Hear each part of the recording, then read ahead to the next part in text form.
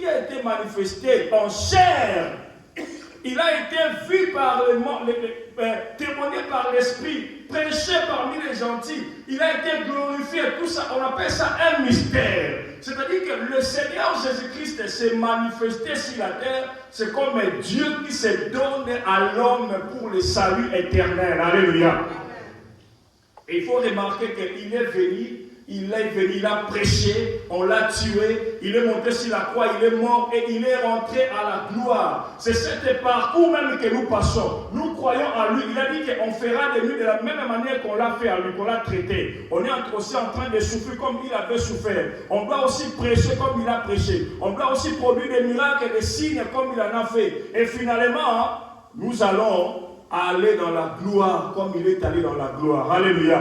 Et parmi les disciples, il y a de ceux qui ont été aussi morts, qui ont été tués comme Jésus. Par exemple, Pierre qui a été crucifié, mais renversé, selon les historiens, ils disent qu'il a été tué, renversé la tête en bas, les pieds en l'air.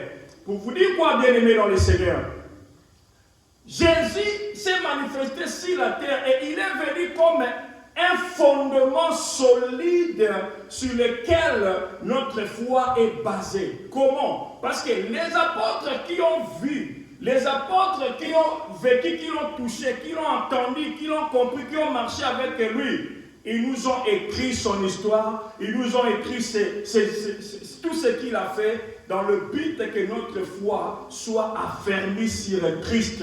C'est le Seigneur Jésus-Christ qui est le fondement de la vie. Alléluia. La vie éternelle, selon Jean chapitre 3, verset 16, c'est lorsque tu crois en Jésus-Christ. Donc Jésus-Christ est au centre des choses de Dieu. Il n'y a pas une parole dans la Bible qui contredit la vie de Jésus-Christ. Que ce soit dans l'Ancien Testament jusqu'à l'Apocalypse, tout tourne autour de Jésus-Christ. C'est parce qu'il est le sujet principal de la Bible. Il est la base de la Bible. Lui-même, il dira, Père, tu n'as voulu ni offrande, ni sacrifice, mais tu m'as formé un corps. Voici, je viens avec les rouleaux de livres écrits à mon sujet. Alléluia. Et par là, nous comprenons qui est Jésus, bien-aimé. L'apôtre Jean commence à mettre une base. Alors, il faut ça l'attention. O biso toyoki, o biso tosimbi, o biso tomoni, yango tozo te ya bino, pointe na bino, na biso tozala na unité. Alléluia. Bien-aimé, l'église doit être en communion avec les apôtres. Comment? En croyant au message des apôtres, en croyant aux prophéties et en croyant au message que les apôtres, au fondement, aux bases que les apôtres ont placées. Et où est-ce que nous trouvons ces bases des apôtres? C'est dans les Écritures, dans la Bible. Alléluia. Voilà pourquoi il est important, même si nous venons à l'église pour écouter la parole de Dieu, mais nous avons aussi intérêt à ouvrir nos Bibles de manière personnelle, à méditer, à pouvoir bien connaître Jésus. J'aimerais déjà ici en passant dire à quelqu'un, si tu ne connais pas bien ton Père, on pourra te présenter quelqu'un d'autre qui te dit qu'il est ton Père et tu l'acceptes. N'est-ce pas vrai? Oui, c'est vrai. N'est-ce pas vrai? C'est vrai. Si tu ne me connais pas très bien, on peut te mentir, on te présente quelqu'un qu'on te dit que c'est moi et tu l'accepteras. Alors, s'il faut vraiment aller dans la profondeur de parler de l'Antichrist, connaître l'Antichrist, déjà à ce moment où nous sommes en train de vivre, l'Antichrist n'est même pas encore manifesté, il est toujours caché. Bien que son œuvre est en train de se manifester déjà dans le monde, même dans l'église, mais il reste caché. Mais laissez-moi vous dire, il y a une personnalité qui n'est pas cachée à vous et à moi. Alléluia. Il y a le Seigneur Jésus-Christ qui s'est révélé pleinement à vous et à moi. Et j'aimerais ici vous dire ceci. Connaître Jésus-Christ de manière profonde, ça vous donne même la sécurité face au vent de l'Antichrist. Est-ce que quelqu'un m'a compris? Amen. Je dis ceci. La connaissance que vous avez de Jésus, ça vous donne quoi? Ça vous donne le pouvoir, ça vous donne l'autorité sur le diable. Parce qu'il a dit que vous connaîtrez même la vérité et la vérité vous affranchira. Or que la vérité c'est qui? C'est Christ. Il dit je suis le chemin, je suis la vérité et je suis quoi? La vie. Avant de pouvoir bien, parce qu'aujourd'hui, vous allez remarquer, les chrétiens cherchent à connaître Antichrist à Outaouap. Abimanambo Kalini, Aza russe, Aza américain, Aza français, Aza italien, Aza africain. Sur les réseaux sociaux, quand les gens cherchent à comprendre qui est l'Antichrist, ils trouvent trop de choses et vous êtes embrouillés, vous ne comprenez pas c'est qui. Alors, si la Bible s'était à l'identité de l'Antichrist, alléluia. Mais du moins, sois prêt. Et la meilleure manière d'être prêt, c'est de s'attacher aux enseignements des apôtres. Alléluia. Parce que ce sont les apôtres qui nous présentent les vrais Christ. Si tu t'attaches aux enseignements des apôtres, tu connaîtras les vrais Christ. Et comme tu connais le vrai Christ va t'aider à connaître le faux Christ lorsqu'il va se présenter devant toi. La connaissance du vrai Christ va t'aider à comprendre les manigances des faux Christ avant même qu'il se présente. Le mystère de l'iniquité qui est en train d'agir, qui impacte les enseignants, les prédicateurs qui apportent le mensonge dans l'église. Mais toi, si tu connais Christ, tu comprendras que ça, je dois faire très attention avec ça. Alléluia. Amen. Voilà pourquoi l'apôtre Jean, dans son récit, quand il a commencé, il commence d'abord par nous expliquer le mystère de la piété, la manifestation de Dieu en chair.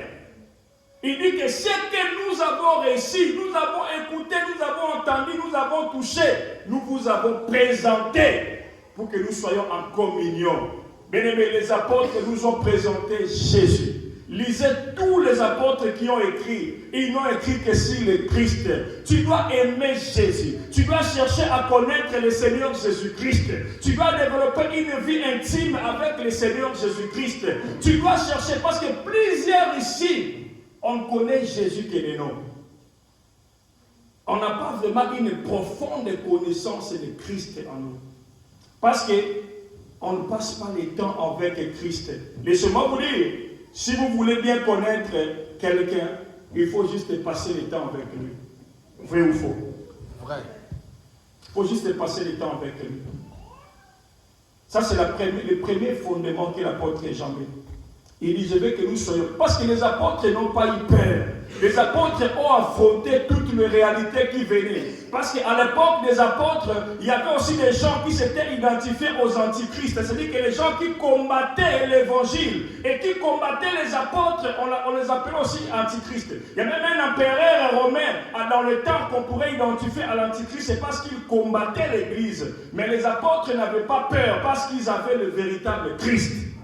Dis à ton prochain, si tu as le véritable Christ, tu n'auras pas peur de l'antichrist.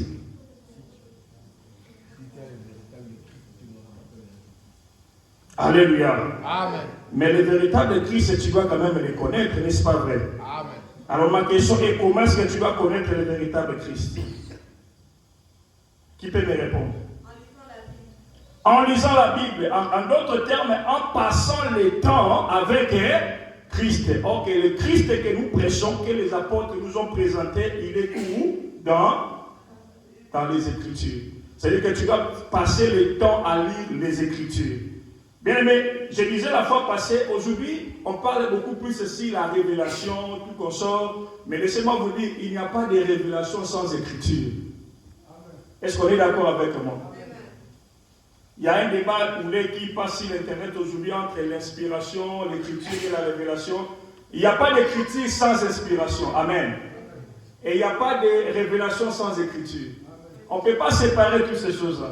D'abord, Dieu a inspiré, l'inspiration est écrite et l'écriture doit être révélée. Alléluia.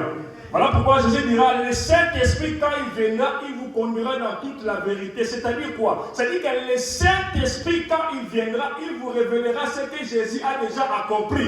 Parce que Jésus a tout accompli, mais tout ce que Jésus a accompli nécessite une révélation pour comprendre cela. Est-ce que vous êtes avec moi? Et quand j'étais en train de faire une petite étude de mots, on m'apprend que l'inspiration, c'est la manière par laquelle Dieu a donné son message aux gens qui ont écrit la Bible. Est-ce que vous êtes avec moi? L'inspiration, c'est la manière En fait, l'inspiration n'est pas le message, mais l'inspiration, c'est la voie par laquelle le message passe. Alléluia. Quand on dit que je suis inspiré, ça dit que Dieu a soufflé quelque chose dans mon esprit et ce souffle a amené un message dans mon âme. Alléluia. Est-ce que vous comprenez? L'inspiration, c'est comme le transport du message. Et quand on reçoit le message, on écrit le message. Maintenant, on a besoin de la révélation pour comprendre qu'est-ce qu'on a écrit. Je ne vais pas entrer dans les débats, je m'arrête là. Alléluia. Donc, ne débattez pas parce que l'inspiration, c'est différent de l'écriture. C'est très différent. C'est très différent. Mais en passant déjà, j'aimerais dire que tu dois faire très attention avec tout message qui cherche à t'écarter des Écritures. Fais très attention. Pourquoi? Parce que l'Antichrist va jouer sur hors Écriture. Alléluia. L'Antichrist ne viendra pas sur l'Écriture. Il dit qu'il ne parle jamais de la vérité parce que la vérité n'est point en lui. Il va toujours chercher à t'amener sur ce qui n'est pas écrit. Et j'étais en train d'écouter une chanson la fois passée. J'ai demandé à l'intelligence artificielle de créer une chanson pour moi. Il a créé, je lui ai donné le titre que si la jeunesse se savait, et il commence à m'expliquer les choses. Il me dit, si la jeunesse se savait, la jeunesse aujourd'hui suit la lumière sans savoir la source. Alléluia. Aujourd'hui, la jeunesse suit la lumière sans faire attention à quoi? À la source d'où cette lumière vient.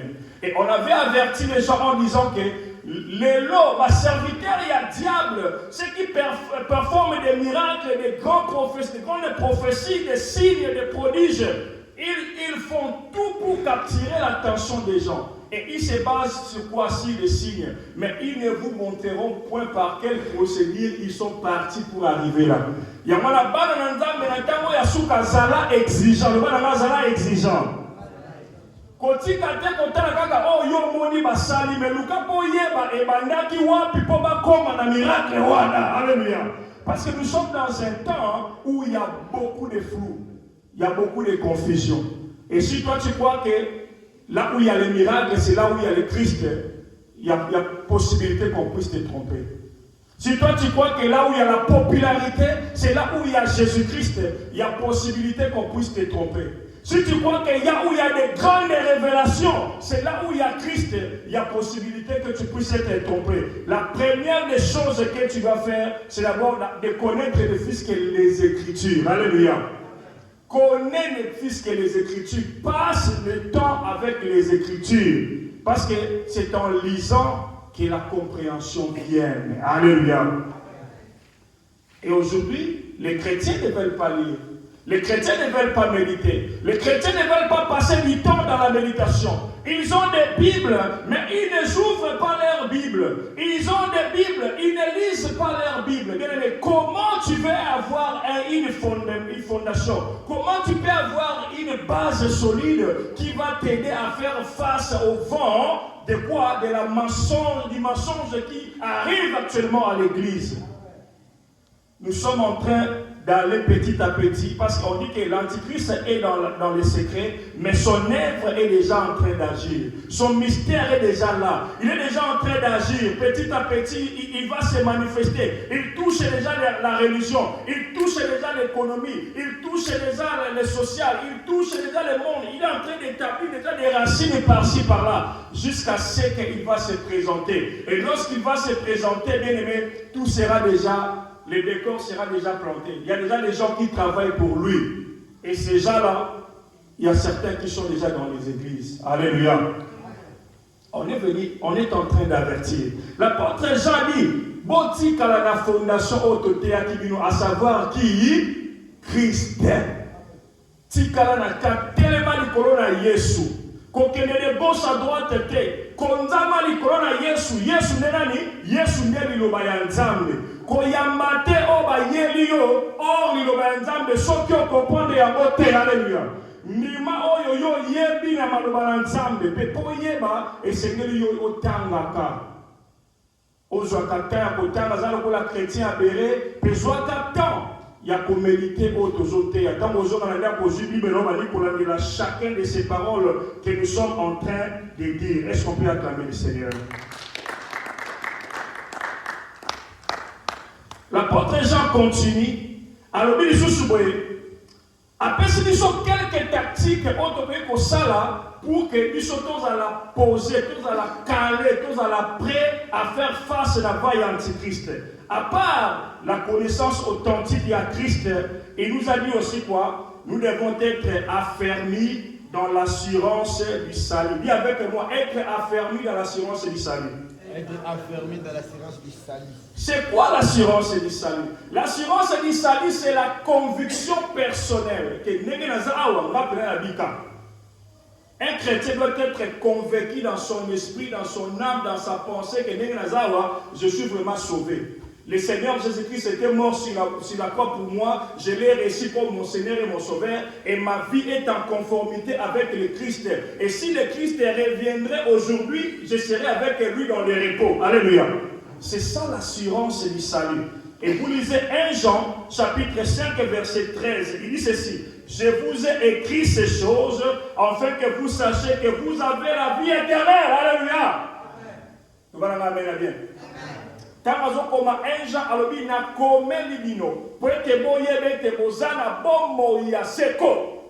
Bien aimé, j'aimerais te dire qu'en croyant en Jésus-Christ, tu as la vie éternelle. Je répète encore. En croyant en Jésus-Christ, tu as la vie éternelle. Pourquoi je te le dis? Et pourquoi l'apôtre Jean le dit? L'apôtre Jean le dit parce que l'Antichrist mettra en cause ton salut. Le message de l'Antichrist viendra pour mettre en cause le salut que nous avons déjà reçu en Jésus-Christ. Si tu attends un message qui vient questionner ton salut, il faut faire très attention. Alléluia. Vous savez, le diable, quand il est venu en Éden, qu'est-ce qu'il avait dit à Adam et Ève? Est-ce que Dieu a-t-il réellement dit? Il a mis en cause la loi que Dieu avait établie. Et quand il viendra te séduire, il mettra aussi en cause le salut que tu as, la foi que tu as en Christ. J'aimerais dire à quelqu'un, Tambolaka mutu likolo, alléluia.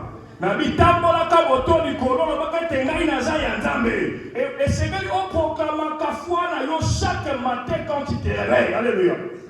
Déjà le matin quand tu te réveilles, tu dis je suis un enfant de Dieu, j'écris en Jésus-Christ, j'ai la vie éternelle, personne ne va me séduire, je suis prêt, personne ne va me faire tomber. Il faut qu'on proclame Kayango, parce que si tu n'es pas sûr de ce que tu es, tu deviendras une autre personne. Est-ce que vous êtes avec moi? Amen. Si tu n'es pas sûr de ce que tu as reçu, tu vas chercher une autre chose. Un chrétien doit marcher dans l'assurance. Croyez que vous avez la vie éternelle. Même quand l'Antichrist va se manifester, vous croyez, si vous êtes là, croyez que vous avez la vie éternelle. Croyez que Jésus vous a sauvé. Croyez que Christ en vous, c'est l'espérance et de la gloire. Marchez dans cette foi-là. Ça va vous aider à être sans crainte. Ça va vous aider à être sans froid dans la vie. Et les faux enseignants, ils n'auront rien à ajouter sur ce que vous avez déjà. Alléluia. Amen. Ils viendront vous faire croire que vous n'avez rien pour qu'ils vous ajoutent des choses. Ils viendront vous croire que vous n'êtes pas béni. C'est en croyant en eux que vous serez bénis. Je suis entré au Congo, je suis entré prêcher, je suis allé prêcher avec un frère comme ça. Quand je parlais, le frère là a eu une certaine révélation. Il me dit, frère, Dieu m'a dit de te dire ceci. Tu dois quitter l'église là où tu pries. Puisque si tu restes dans cette église-là, Dieu ne te bénira jamais. Alléluia.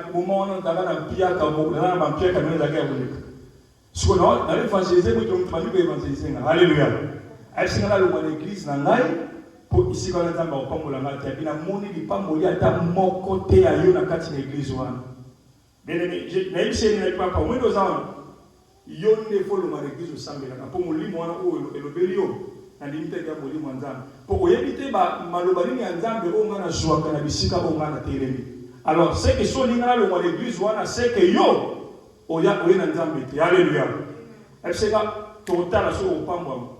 Ben les gars qui battent, je me suis abandonné pour ça dans cyber café moko na Djili.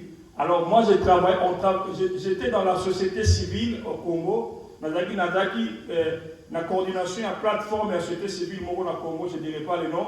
Alors, on travaillait quelquefois aussi avec les agents de CENI pour préparer les élections. Je ne sais pas, vers 2000, je ne sais pas si il y a 2006, je sais combien, quand j'étais encore au Congo. Alors, après, c'est juste ma charge, mon membre de la société civile, tout ça, mon projet, comment aller faire quoi? Vulgariser si les élections, préparer la procédure des élections. Alors, il y avait un peu de financement là.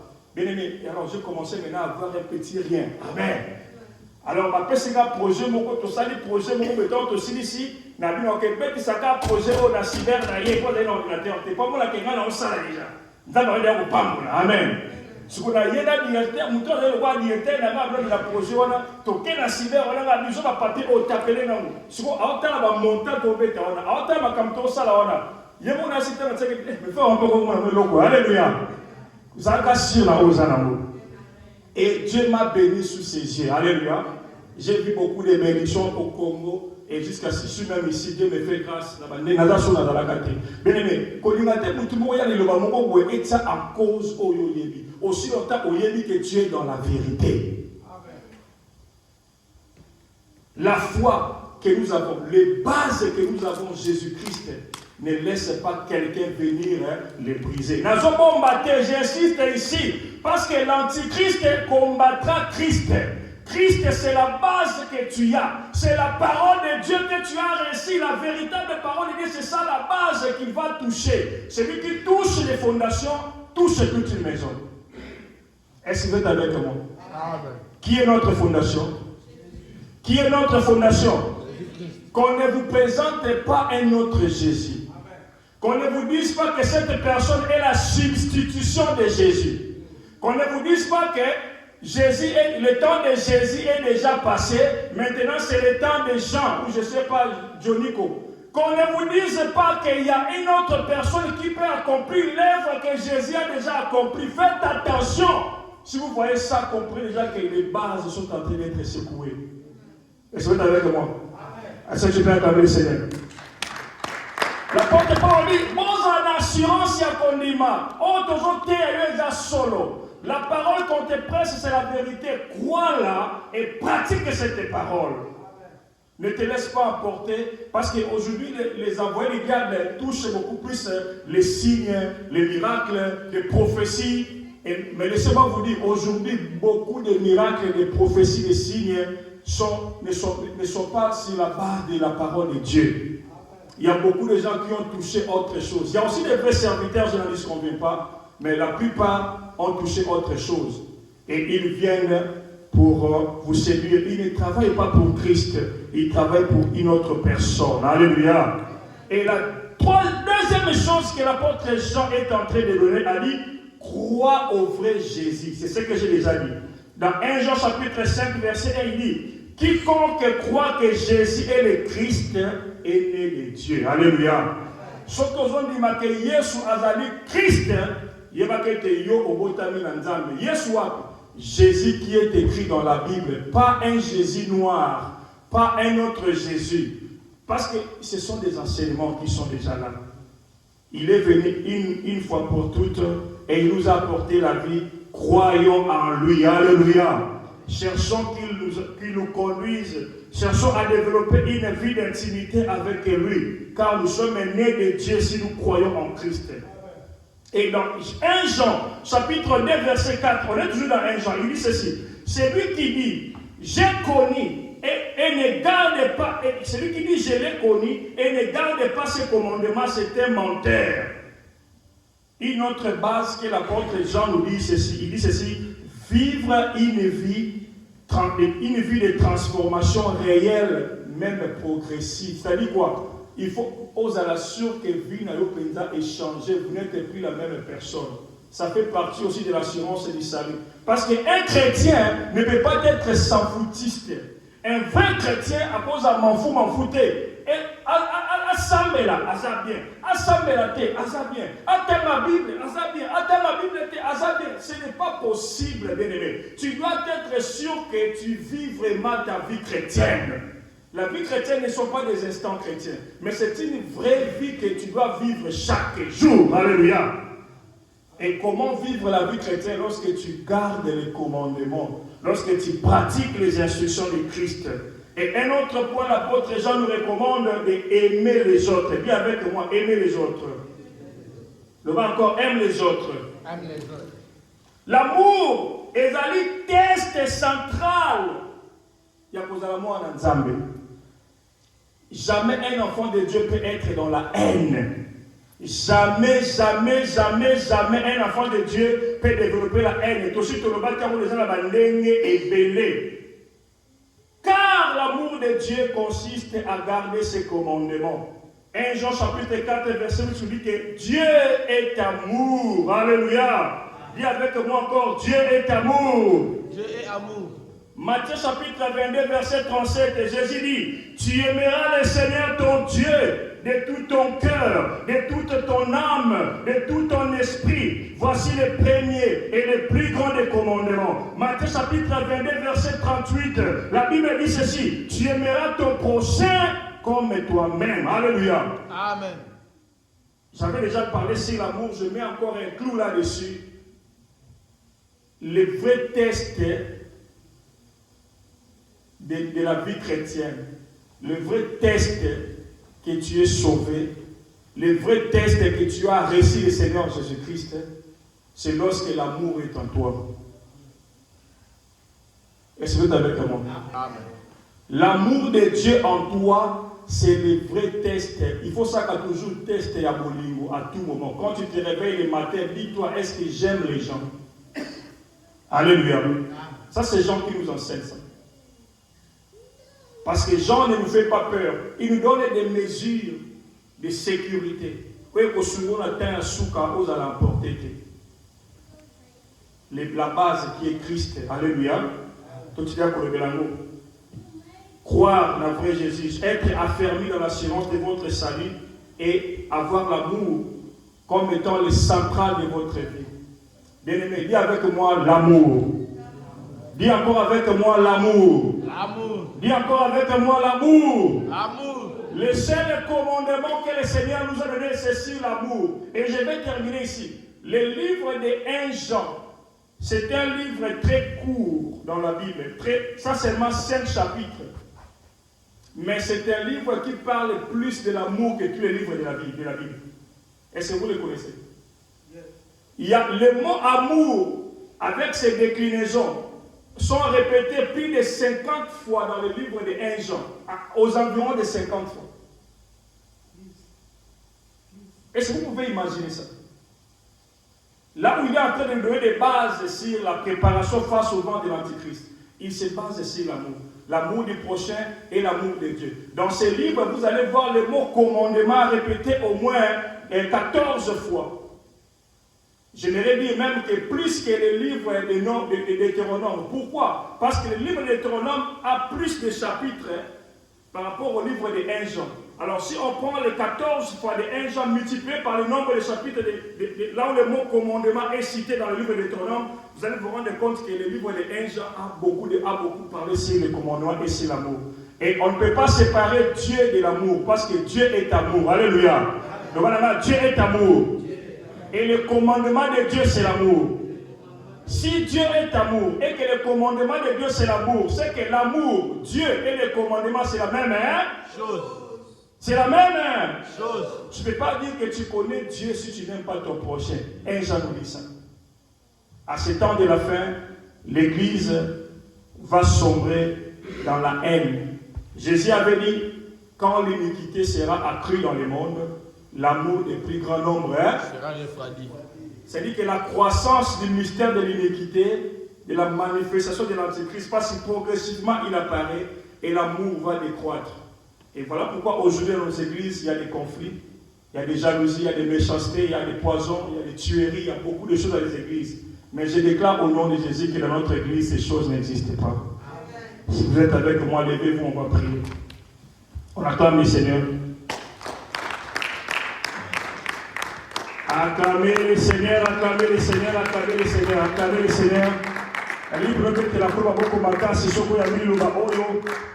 Si on comprend quelques bases que l'apôtre Jean nous a données pour faire face à l'Antichrist, l'apôtre Pierre nous a avertis, mais l'apôtre Jean nous donne des mesures, il nous donne des tactiques, il nous dit que soyons fondés sur Christ, l'enseignement que nous avons reçu, lui qui a été annoncé, qui s'est manifesté, nous l'avions vu, et nous vous parlons de lui, croyez-nous. Amen. Amen. Nous sommes des témoins oculaires de ce Jésus. Croyez-nous. Car si vous croyez nous, vous serez en union avec nous. Et vous n'aurez pas peur. Vous aurez la joie même dans la tribulation. Alléluia. Ferme les yeux. Et je n'ai invité Bayembi Baya, Toye Bamuke, Tosambela.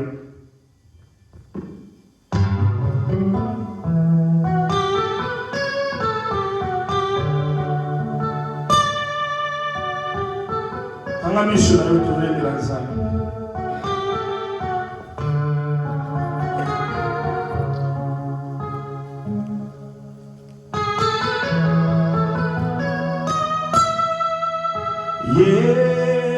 Yesu ndeko na bolingo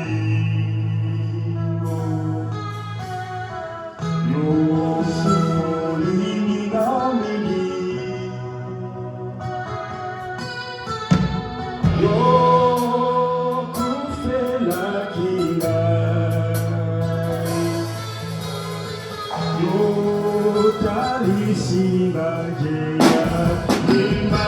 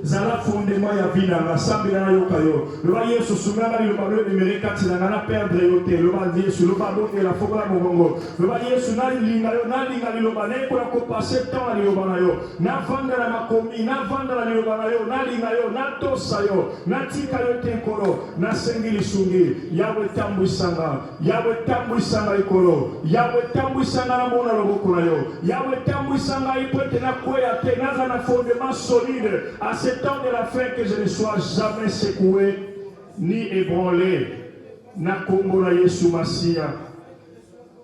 Alléluia. Rends-moi plus fort, rends-moi plus solide, Seigneur. Rends-moi plus efficace, Seigneur Jésus. Alléluia. Gloire à toi, Seigneur Jésus, pour ta bonté. Bénis notre Église. Bénis tous ceux qui écoutent la parole à être prêts à vivre la vie qui te plaît, la vie qui te loue, la vie qui te célèbre. Que nous demeurons dans ta volonté, Seigneur. Sauve-nous en ce temps de la fin, afin que nous ne soyons pas portés par les faux enseignants et que l'Antichrist ne puisse pas nous gagner dans son camp, mais que nous soyons prêts, Seigneur, pour ton retour, afin de vivre la gloire que tu nous as promis. Nous avons ainsi prié au nom de Jésus-Christ et nous disons tous Amen. Est-ce qu'on peut acclamer le Seigneur? Est-ce qu'on peut s'asseoir là où on est? Que Dieu vous bénisse. J'aimerais donner quelques communiqués et nous préparons déjà nos offrandes. Nous allons combiner. Père éternel, bénis ces offrandes que nous allons apporter, que ça produise et que ça soutienne l'œuvre, que ceux qui donnent soient bénis. C'est toi qui donnes. Tu dis la main qui donne, c'est celle qui reçoit. Permets que les mains qui donnent reçoivent. Et même les mains qui ne donnent pas parce qu'il manque réellement, donne-leur quelque chose pour qu'ils bénissent l'œuvre. Donne-nous la libéralité, l'amour pour ton œuvre. Au nom de Jésus, ainsi prié. Amen. Bien-aimés, nous allons nous apporter nos offrandes. Apporter nos offrandes pendant que je suis en train de vous donner quelques communiqués que nous avons. On a déjà passé 3 réunions avec les serviteurs. Nous avons passé 3 réunions très importantes, là où on a discuté sur l'organisation de l'Église. Et ça a été vraiment merveilleux. Et hier, on a clôturé notre dernière réunion, c'était les bilans et les projets. Alors, j'ai aimé toutes les réunions qu'on a fait. Celle-ci, c'était vraiment une réussite. Amen. Et j'ai dit un grand merci à tous les serviteurs qui ont répondu massivement dans nos réunions. Que Dieu vous bénisse abondamment. J'aimerais seulement demander que toutes les mesures que nous avions prises durant nos réunions aient comme effectif. Tout ça, il est un mot pour que l'Église ait évolué dans le Congo de Jésus. Amen. Et j'aimerais aussi nous dire que l'école des disciples a changé un peu de forme. Ça ne serait plus un simple moment d'étude biblique, mais on va commencer à introduire des thèmes pour former encore plus les serviteurs que nous avons. Alors, d'autres communiqués, c'est un communiqué qui vient de la communauté congolaise. Je crois qu'il y a un bien-aimé que nous connaissons mieux, qui prie chez le pasteur, Dieu merci, qui priait parce qu'il n'est plus vivant, que le Seigneur, que son âme repose en paix. Le frère Vautier, je crois que parmi nous, beaucoup les connaissaient. Et on a appris de son décès, je crois que c'était cette semaine, et ça fait très mal. Moi, personnellement, je ne l'avais pas vraiment, je l'avais pas trop approché, on n'avait pas eu le temps de beaucoup causer, mais de loin, je le voyais quand même calme. Il ne parlait pas, je le voyais comme ça. Parfois, on se saluait dans les rencontres et j'appréciais son calme. Mais aujourd'hui, il nous a quittés. Alors, ce communiqué vient de la communauté congolaise chez le président. Le président dit, pasteur, dit à l'église de pouvoir nous aider à enterrer les bien-aimés. Comme vous le savez, à la communauté congolaise, quand on perd quelqu'un ici aux États-Unis, tout individu doit contribuer avec $100. Donc, on doit se préparer. Ça, ce n'est pas pour l'église, c'est pour la communauté. Répondez à l'appel du président et donnez vos contributions et le Seigneur bénira parce que ce sont aussi les œuvres de l'amour. Amen. Et ce sont là les communiqués que nous avons. On m'a appris aussi que papa Romain était trouvé, il a perdu son oncle, le mari de sa tante. Et nous vous souhaitons nos condoléances, papa Romain, et nous sommes de cœur avec vous. Si vous organisez quelque chose, nous sommes là. Alors, on va se tenir debout. Je dis un grand merci à tout le monde, spécialement à ceux qu'on a vu un peu longtemps, qui sont avec nous. Que Dieu vous bénisse. Bénis toute l'église et toutes les familles ici représentées. Tenons-nous debout pour clôturer les services. Comme on avait donné déjà notre promesse que nos cultes ne dépasseront plus 16 heures juste, je dois honorer ma parole. On se tient debout et on va clôturer la prière. Restons debout, fermons les yeux. Père éternel, nous te disons merci pour le jour d'aujourd'hui. Tu nous as fait grâce. Tu nous as donné la vie, la santé, la force, la motivation de quitter nos maisons, de venir à l'église. Et nous avons chanté, nous t'avons adoré, loué. Et tu nous as bénis avec ta parole. Que ta parole demeure en nous, que ça produise des fruits. Chacun de nous est venu d'une manière ou d'une autre. Les autres ont des problèmes, des soucis, des inquiétudes. Papa, ne permet pas que quelqu'un rentre tel qu'il était venu au nom de Jésus. Et que la paix nous accompagne, la solution, la joie, la grâce et la faveur accompagnent chacun de nous. Bénis nos familles, bénis nos travails, bénis nos projets, bénis l'église. Bénis tous les projets de l'an 2026. Nous te disons merci et nous sommes reconnaissants pour tout ce que tu as déjà fait. Et ce que nous espérons avoir de toi, nous sommes confiants qu'au temps opportun, tu nous l'accorderas. Ainsi prier et nous te recommandons notre chemin de retour, que nous roulons en toute sécurité et en paix, et que la semaine qui va débuter soit une semaine pleine de bénédictions pour nous. Que ceux qui sont malades trouvent ta guérison au nom de Jésus, par cette prière que nous avions faite. Et nous disons Amen. Amen. On acclame le Seigneur. Vraiment que le Seigneur vous bénisse. Vous voyez que je suis en train de faire de mon mieux pour honorer